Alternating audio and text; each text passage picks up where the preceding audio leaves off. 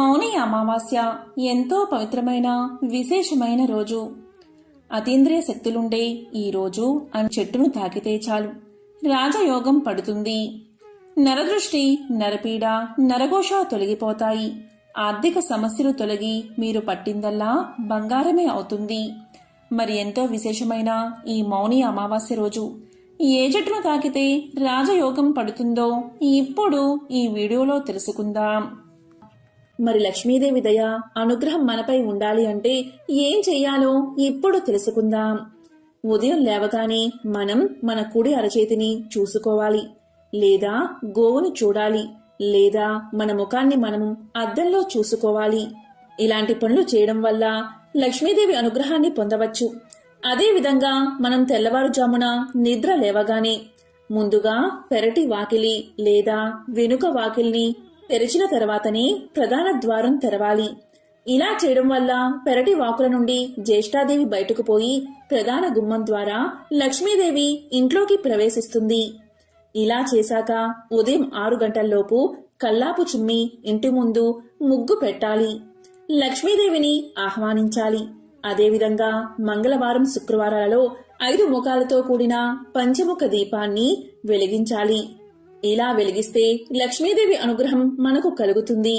నరఘోష, నరపీడ తొలగిపోతాయి. అలాంటి ఇంట్లో లక్ష్మీదేవి సిరుల వర్షం కురిపిస్తుంది. అదేవిధంగా మీ ఇంటికి మంగళవారం మరియు శుక్రవారాలు ముత్తైదువులు వస్తే వారికి కుంకుమ, మంచినీరు ఇవ్వడం మర్చిపోవద్దు. అదేవిధంగా అమావాస్య, పౌర్ణమి లాంటి శూన్యతిథులు అంటే లక్ష్మీదేవికి ఎంతో ప్రీతికరం. పౌర్ణమి రోజు సాయంత్రం స్నానాదులు ముగించుకుని సత్యనారాయణ స్వామిని తులసి దళాలతో పూజిస్తే లక్ష్మీదేవి అనుగ్రహం మీకు కలుగుతుంది. అలాంటి ఇంట్లో లక్ష్మీదేవి స్థిర నివాసం ఏర్పాటు చేసుకుంటుంది. అదేవిధంగా మారేడు దళాలతో ప్రతిరోజు లక్ష్మీదేవిని భక్తి శ్రద్ధలతో పూజిస్తే శ్రీ మహాలక్ష్మీదేవి యొక్క అనుగ్రహం కలిగి సకల ఐశ్వర్యాలు కలుగుతాయి. అదేవిధంగా ప్రదోష కాలంలో అంటే సాయంత్రం 6 నుంచి 7 గంటల మధ్య శివ పంచాక్షరి మంత్రాన్ని జపిస్తే చాలు. అంటే ప్రదోషకాల సమయంలో లక్ష్మీదేవితో పాటు సకల దేవతలు శివతాండవం చూడడానికి కైలాసానికి వెళ్తారు. ఈ సమయంలో జపించే శివ పంచాక్షరి వల్ల సకల దేవతల అనుగ్రహంతో పాటు లక్ష్మీదేవి అనుగ్రహం కలిగి అఖండ ఐశ్వర్యం ప్రాప్తిస్తుంది. ప్రదోష కాలంలో ఒక్క శివాలయాన్ని మాత్రమే దర్శించాలి. ఎందుకంటే మిగిలిన దేవతలంతా కైలాసంలో శివతాండవం చూస్తూ ఉంటారు. అదే విధంగా లక్ష్మీదేవిని పూజించే సమయంలో పొంగలిని నైవేద్యంగా పెట్టి ఎర్రటి పూలతో పూజిస్తే సకల ఐశ్వర్యాలు కలుగుతాయి. అదేవిధంగా లక్ష్మీదేవికి అమావాస్య అంటే కూడా చాలా ఇష్టం. మరి ఎంతో విశేషమైన ఈ మౌని అమావాస్య రోజు ఏ చెట్టును తాకాలి అంటే ఈ రోజు ప్రతి ఒక్కరూ కూడా వేప చెట్టును తాకితే చాలు. ఎందుకు అంటే ఈ అమావాస్య శుక్రవారంతో కలిసి వచ్చింది. లక్ష్మీదేవికి వేపాకులు అంటే ఎంతో ప్రీతికరం. ఇంతటి విశేషమైన రోజు వేప చెట్టు దగ్గర ఉంటే ఆ చెట్టు దగ్గరకు వెళ్లి మొదట్లో కొంచెం నీరు పోసి ఆ చెట్టు చుట్టూ ప్రదక్షిణలు చేసి ఆ చెట్టును 3 సార్లు తాకినా చాలు. మీ చుట్టూ ఉండే నకారాత్మక శక్తులు తొలగిపోతాయి. ఆర్థిక ఇబ్బందులు దూరమవుతాయి. మానసిక ప్రశాంతత కలుగుతుంది. వేప చెట్టు సాక్షాత్తు లక్ష్మీ స్వరూపం. భారతదేశంలో పూజలు అందుకుంటున్న అత్యుత్తమమైన చెట్టు వేప చెట్టు. దీనిని భారతీయులు గుర్తించి దాన్ని పవిత్ర వృక్షంగా పూజించడం మొదలుపెట్టారు. ఎవరైతే ఉదయం లేవగానే వేప చెట్టును చూస్తారో వారికి శుభం కలుగుతుంది. వేప చెట్టు ఎంతో పవిత్రమైనది. వైద్యంలో దీని పాత్ర గురించి చరకుడు అర్థశాస్త్రంలో వివరించాడు. ఆయుర్వేదంలో కూడా చరక సంహిత, సుశ్రుత సంహిత వంటి గ్రంథాలలో వేప చెట్టు గురించి అనేక రుజువులు ఉన్నాయి. వేప చెట్టుకు ఇటువంటి విశేష గుణాలు రావడానికి అమృతం ఆ చెట్టుపై పడినట్లు పురాణ వివరణ ఉంది. గరుత్మంతుడు తన తల్లి దాస విముక్తి కొరకు అమృతాన్ని తీసుకువెళ్తుండగా కొన్ని చుక్కలు చింది భూలోకంలోని వేప చెట్టు మీద పడగా అది శక్తివంతమైన మానవులకు మేలు చేసే వృక్షంగా మారిందని పురాణ కథ కూడా ఉంది.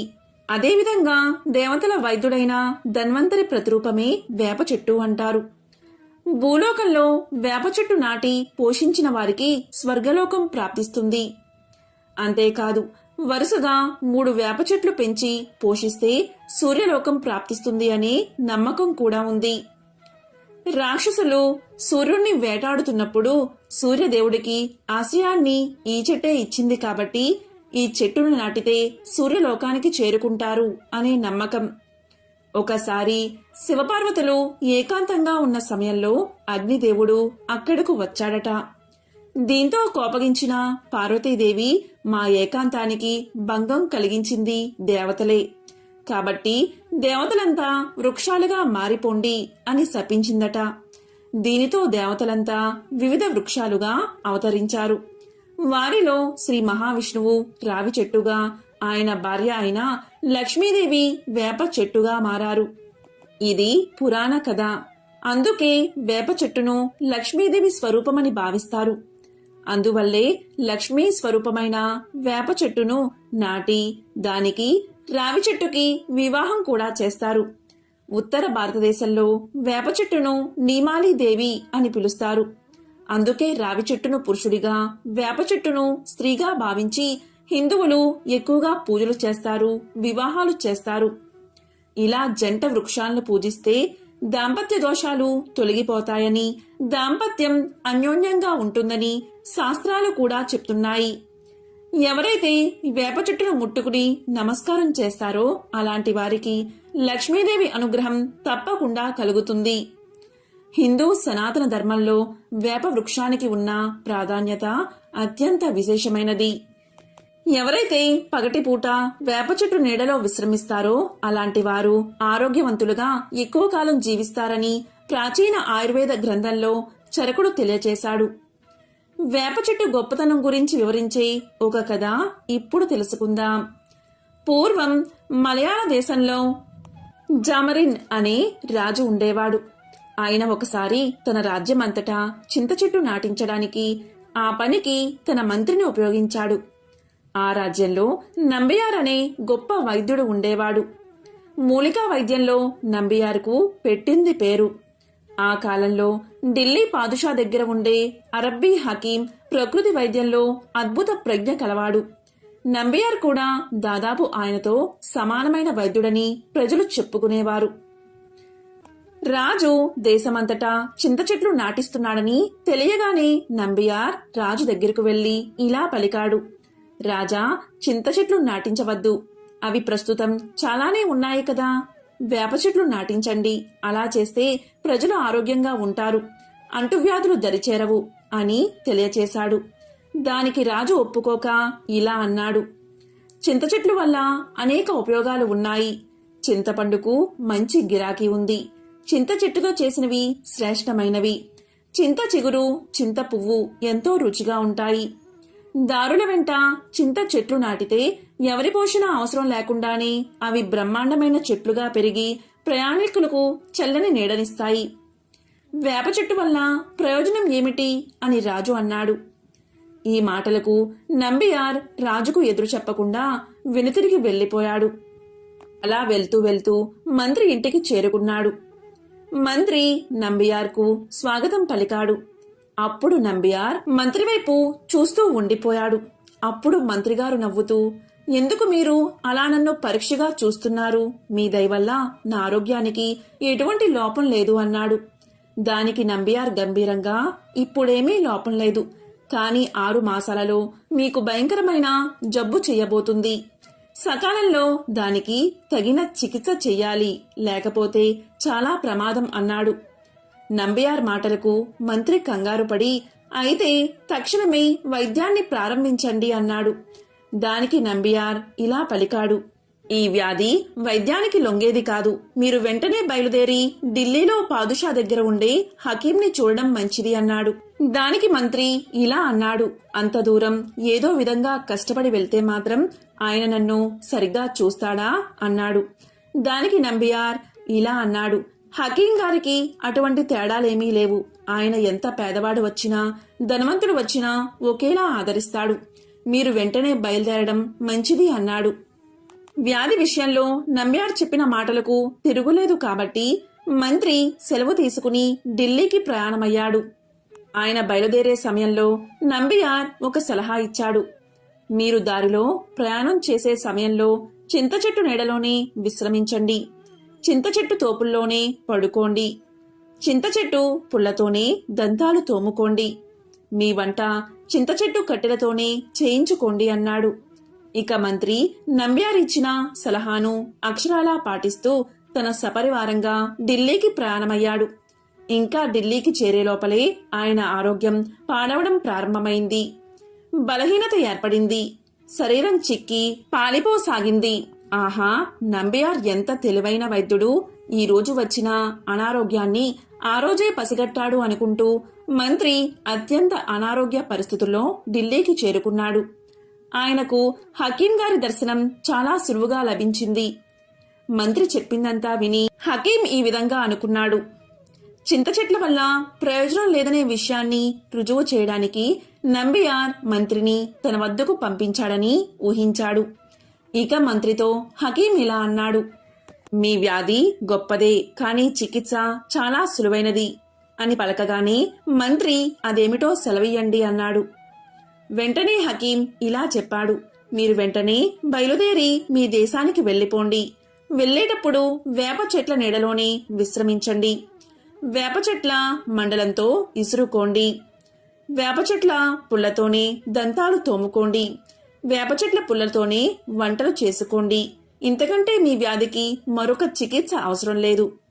నా తరపున నంబియార్ గారికి 1000 సలాములు చెప్పండి. ఇక వెళ్ళిరండి అన్నాడు. ఇక మంత్రి సపరివారంగా స్వదేశానికి బయలుదేరాడు. ఇక హకీం చెప్పినట్లు వేప చెట్టు నీడలోనే పడుకునేవాడు. వేప చెట్ల గాలిని పీలుస్తూ తన ఆరోగ్యాన్ని తిరిగి సంపాదించుకోగలిగాడు.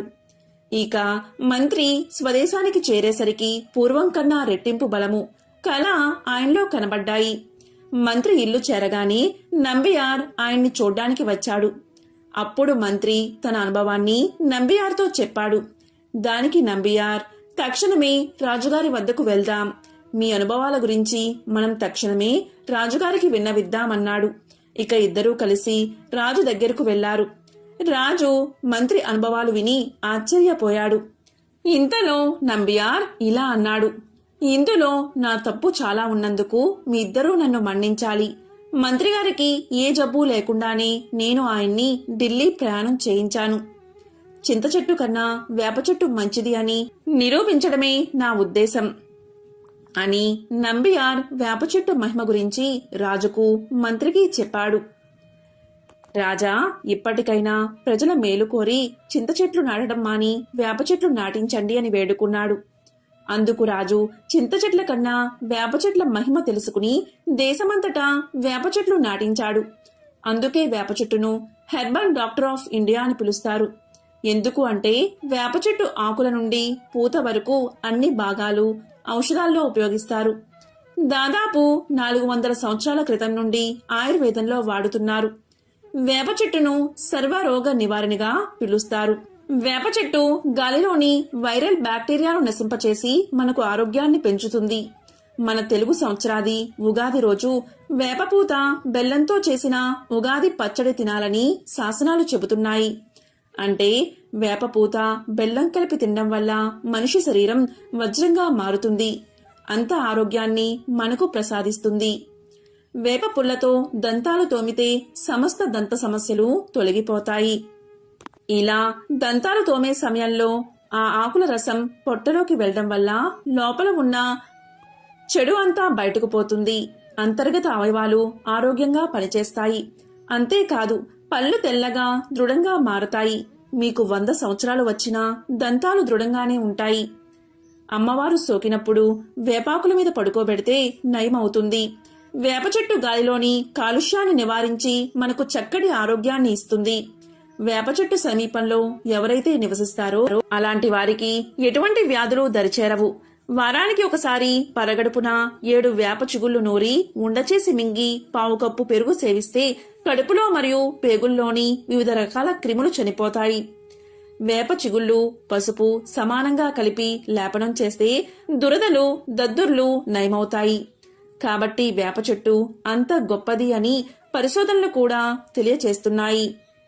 ప్రపంచంలోని శాస్త్రవేత్తలంతా వేప చెట్టుపై అనేక పరిశోధనలు చేసి ఇంతకు మించిన చెట్టు ఈ భూమండలంలోనే లేదని ఎంతో గొప్పగా చెప్పారు. అంత విశేషమైనది వేప చెట్టు మహిమ. వేప చెట్టు సాక్షాత్తు లక్ష్మీ స్వరూపం. కాబట్టి ఎవరైతే వేప చెట్టును చూసి నమస్కారం చేసి ఈ ఒక్క మాటను అనుకుంటారో అలాంటి వారికి లక్ష్మీ అనుగ్రహం తప్పకుండా కలుగుతుంది. ఆ మాట ఏంటి అంటే, ఓం లక్ష్మీ నారాయణాయ నమః అనే మాటను 3 సార్లు అనుకుంటే చాలు. ఆ అమ్మవారి అనుగ్రహం మీకు కలిగి రుణ సమస్యలు, ఆర్థిక ఇబ్బందులు తొలగిపోతాయి. సమస్త శుభాలు కలుగుతాయి. ఓం లక్ష్మీ నారాయణాయ నమః. ఎంతో విశేషమైన ఈ మౌని అమావాస్య రోజు ఇటువంటి విధి విధానాలు పాటించి సకల శుభాలను పొందండి. ఓం శ్రీ మహాలక్ష్మియే నమః. ఓం శ్రీ మాత్రే నమః.